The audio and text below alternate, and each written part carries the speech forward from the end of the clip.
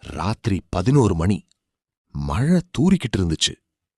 ஒரு சிறிய கிராமத்துல இருக்கும் பொண்ணு மீனா தன் தோழி வீட்டுல கருப்பன் படம் பார்த்துட்டு தனியா வீட்டுக்கு நடந்துட்டு வந்தா.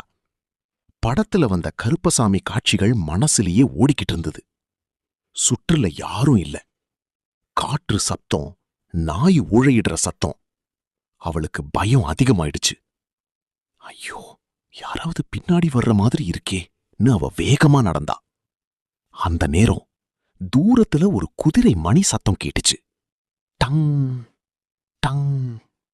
மீனா நின்னுட்டா. மழை காற்றுக்குள்ள கருப்பு வேட்டி கட்டி பெரிய மீசையோட கையில் அருவாளும் தீப்பந்தமும் பிடிச்ச ஒரு உருவம் மெதுவா தெரிஞ்சது. அவள் நடுங்கிட்டே யார்னு கேட்டா.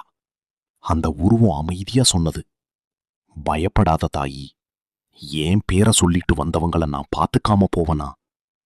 அந்த குரல் கேட்ட உடனே மீனாவுக்கு உடம்பெல்லாம் சிலிரிச்சது. அவள் மனசுக்குள்ள கருப்பசாமின்னு நினைச்சா. அந்த உருவம் அவன் கூடவே நடந்துச்சு. கிராம எல்லை வரைக்கும் வந்ததும் ஒரு பெரிய காற்று அடிச்சது. அடுத்த நொடி யாருமே இல்ல. ஆனா அந்த இடத்துல மட்டும் குதிரை காலடி சுவடும் குங்கும வாசனையும் இருந்துச்சு. அந்த நாள் முதல் மீனா ஒரு விஷயம்தான் நம்பினா. உண்மையா நம்புறவங்க கூட கருப்பன் எப்பவும் துணையாயிருப்பான்.